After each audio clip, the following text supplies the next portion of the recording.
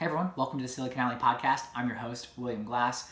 Really excited to sit down with you today. On the Silicon Alley Podcast, we talk about what it's really like as an entrepreneur and what that journey is truly like so that others can emulate, follow, and have support on their entrepreneurial journeys as well.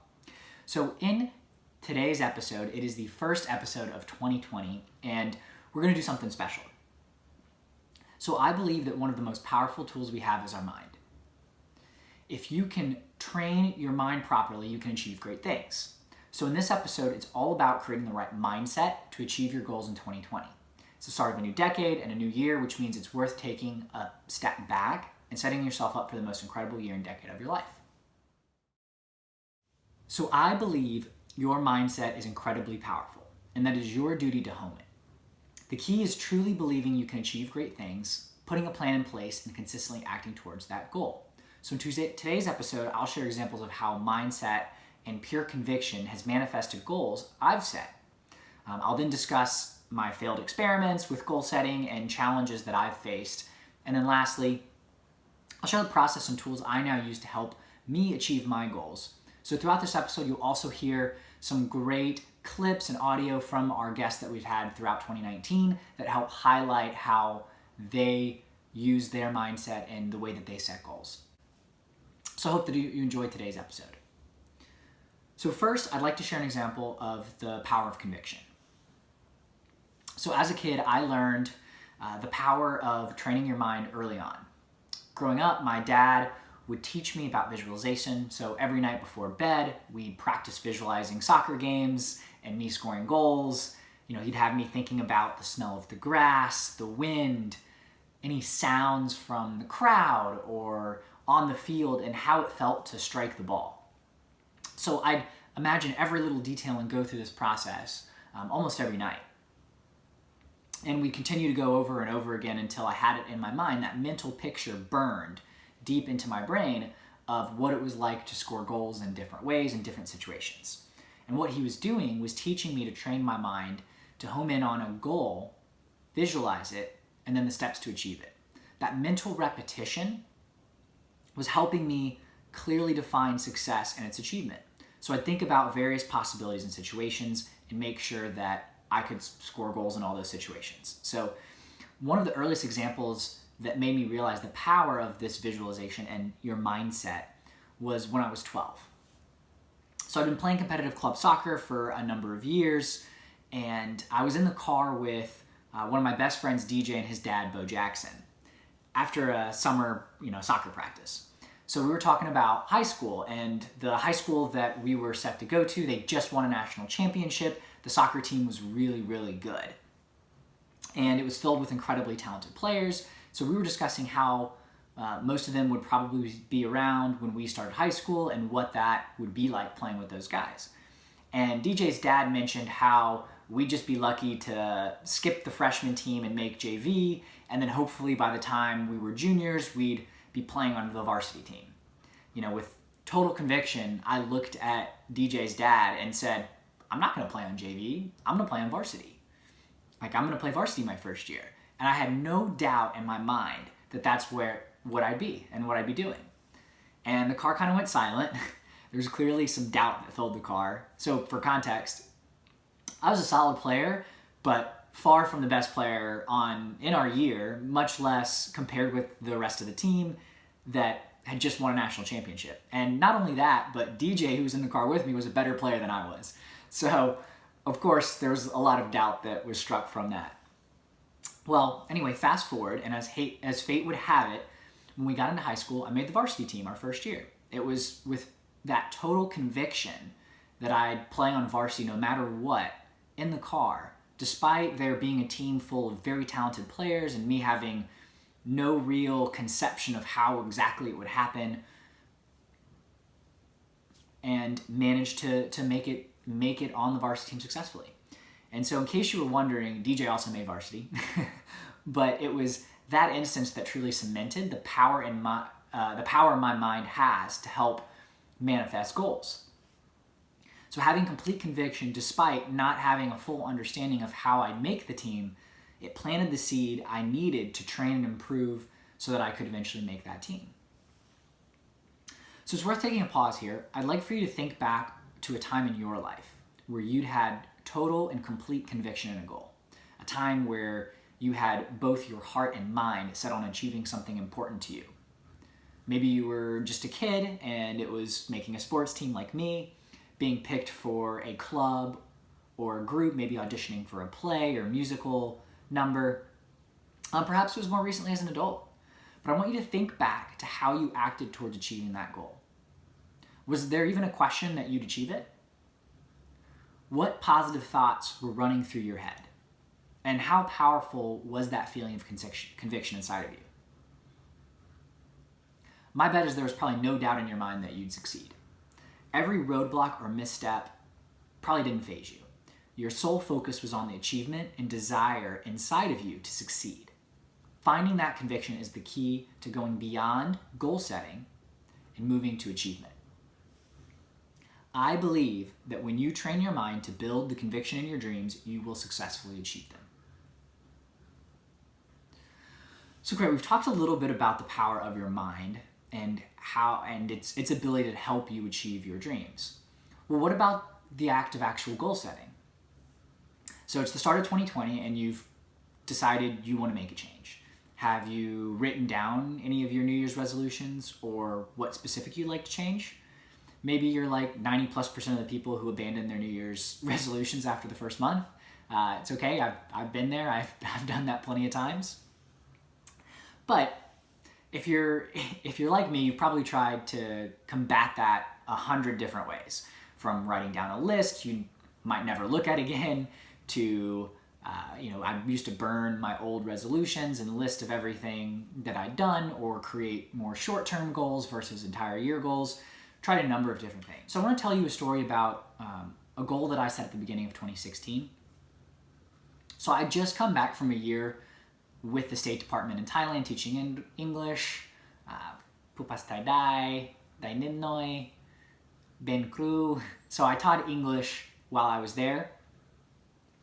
And when I came back, I had no idea what I would do.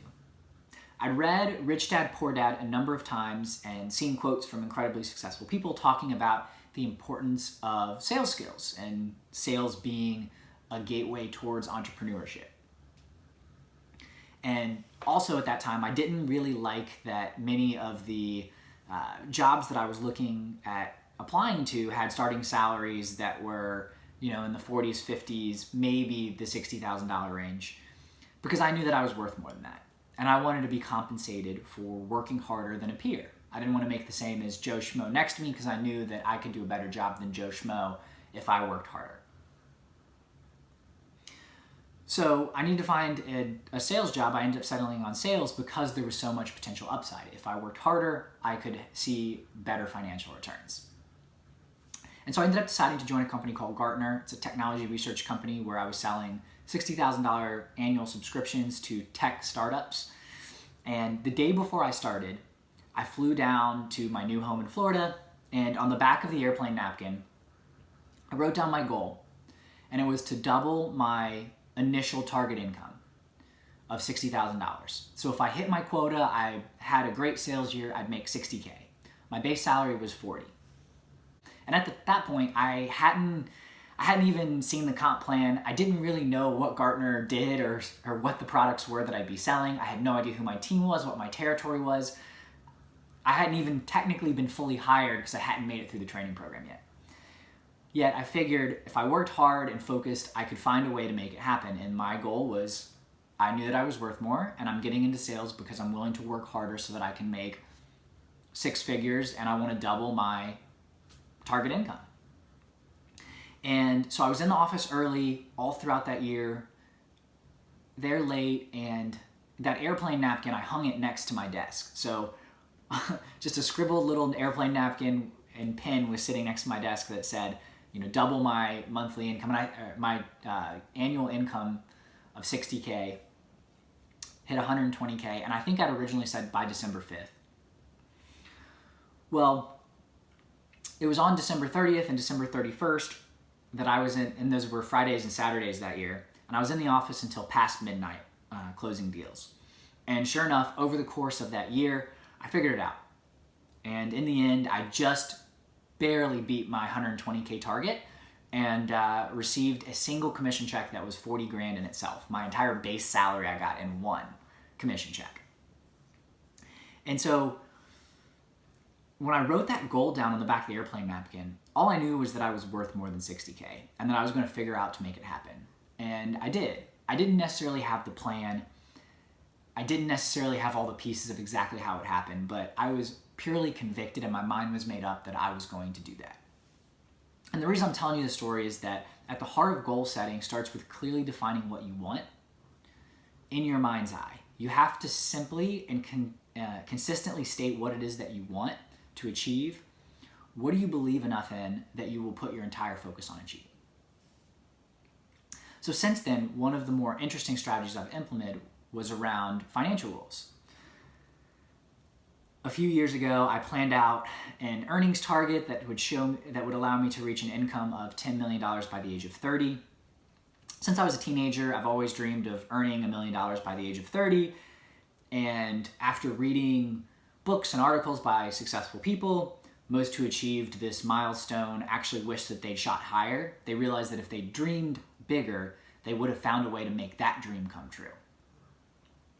And so trying to learn from those folks' mistakes, I actually upped my goal. I'm 10x'd it and made it $10 million by the age of 30.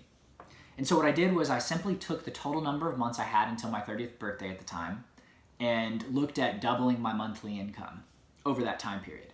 And so it actually worked out to about every 7 months I would need to double my monthly income. And what I did after that was I actually wrote down my next monthly target on little pieces of notebook paper, sheets of paper, and plastered them all over my bedroom, my car. They were everywhere. My friends thought I was crazy, having little scribbles of having 16 or 2K, 8K, 16K plastered everywhere, and kept it in front of me. But what I actually found out was that it was only effective up to a certain point. I stopped really recognizing and seeing the pieces of paper there. I actually only noticed it when people like my roommates or friends that came over would point it out and be like, "What is that?" So I truly believe that it's important to keep your goals in front of you, but what I failed to do was actually create a plan to determine how I would achieve that goal.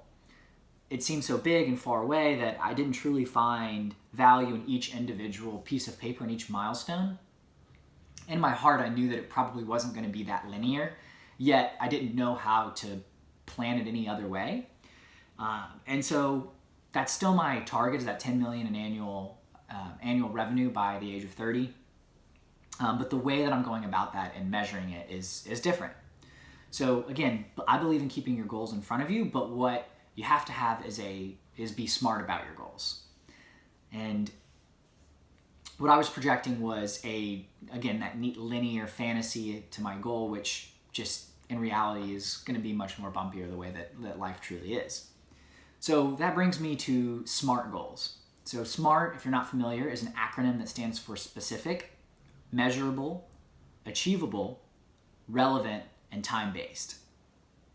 It's a method of goal setting that allows you to clearly define your goals and ensure that they are important to you and that you're able to keep score and track your progress towards those goals. And I'll give you another example. In 2019, I decided to cut back on alcohol consumption. So working at a startup in New York City at the time, there was always beer in the fridge and booze laying around, and people would always, crack open a beer after a hard day, and that tended to happen a couple times a week. Then at home, add in a glass of wine with dinner or drinks with friends on the weekend, and I realized that I was just drinking way more frequently than what I was happy with. Additionally, when I would occasionally overindulge, I was so unproductive and miserable the next day that I absolutely hated it. I lost an entire day.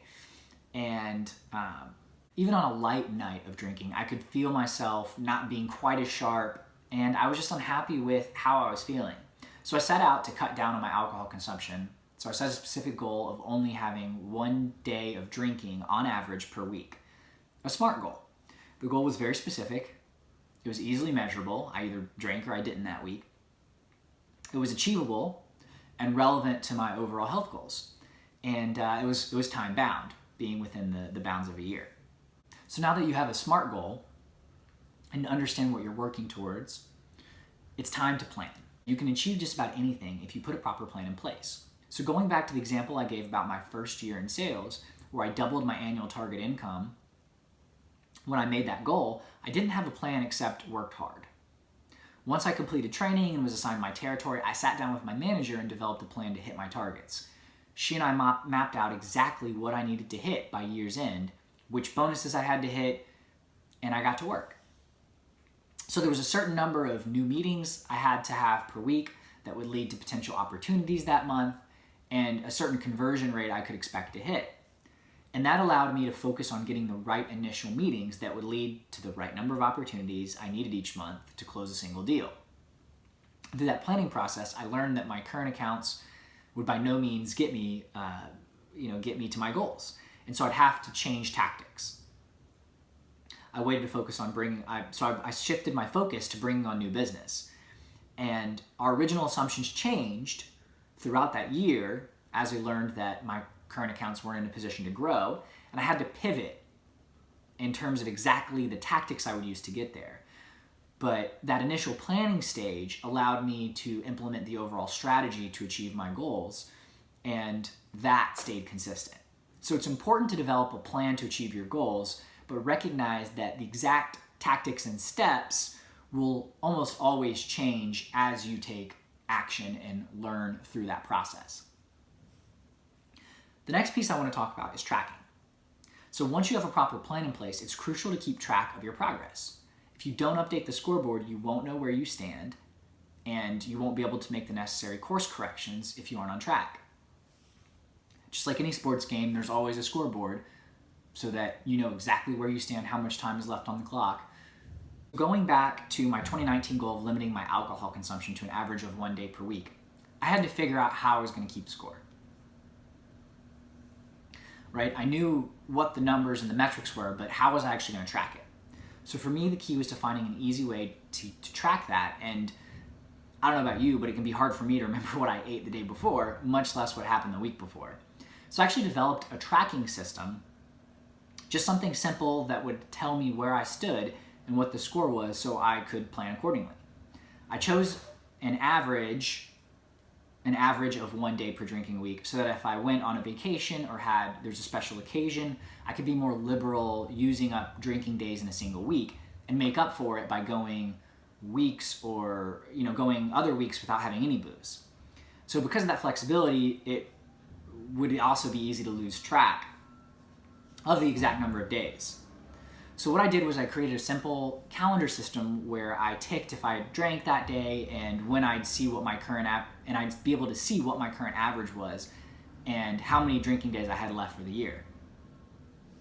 That allowed me to always know where I stood and plan out vacations, holidays where I could decide to indulge in a good glass of wine if I wanted to, without worrying if I was going to go over my target, because I knew exactly where I stood. What I discovered is that it's also made it easy to say no on nights when others were drinking, because I made a decision before being asked if I'd like to have a drink, and my decision was tied to a bigger health goal than pleasing and giving into social norms. So I had so much success with actually that tracking system that over the course of the year it evolved into a complete daily accountability calendar. I added reflection points, prioritization components to help me process the day as well as reset and plan for the next day. In fact, I'd like to share it with you. So if you go to financialglass.com/goals and enter your email, I'll send you the actual accountability calendar instructions on how to customize it for your specific goals. And the friends that I've shared it with have experienced incredibly positive results since implementing the system, and I hope you find value in it as well. More on that later. You'll also be able to see the link in the show notes. But let's talk about the final piece, action. As I mentioned, I failed at achieving plenty of important goals that I've set over the years. Some because I didn't plan appropriately or forgot what the goal even was. But the most telling are those where, despite having a SMART goal and a solid plan, I just didn't take action. The most recent was last year's goal of purchasing 4 rental units in Florida or Alabama within 12 months. and met all of the criteria for a SMART goal. It was specific, 4 rental units, even where, Florida or Alabama. It was measurable, it was achievable, and it was relevant to my overall goals of financial security and success, and it was time-bound. It have the criteria for a SMART goal, but I actually put together a very specific action plan to achieve it. And my plan was to analyze 1 deal a day and make 1 offer per week. So if I reviewed 7 deals a week, there was probably be 1 property that at the right price would be worth it. I just put an offer in on the property, and over the course of the year, I'd end up making about 52 offers. So, I'd be making offers. My specific properties I was looking at were 1 to 4 family properties. So, it gave me the flexibility to purchase all 4 units in one go or buy them over the course of deals. Yet, despite having a well thought out plan, I failed to achieve my goal. The reason? An action. Having the greatest goal and plan to achieve it means nothing if you don't take action. For me, I never developed the habit of consistent action when it came to that goal. And so I went through starts and stops, also, and allowed other things to take precedence over analyzing that 1 deal a day.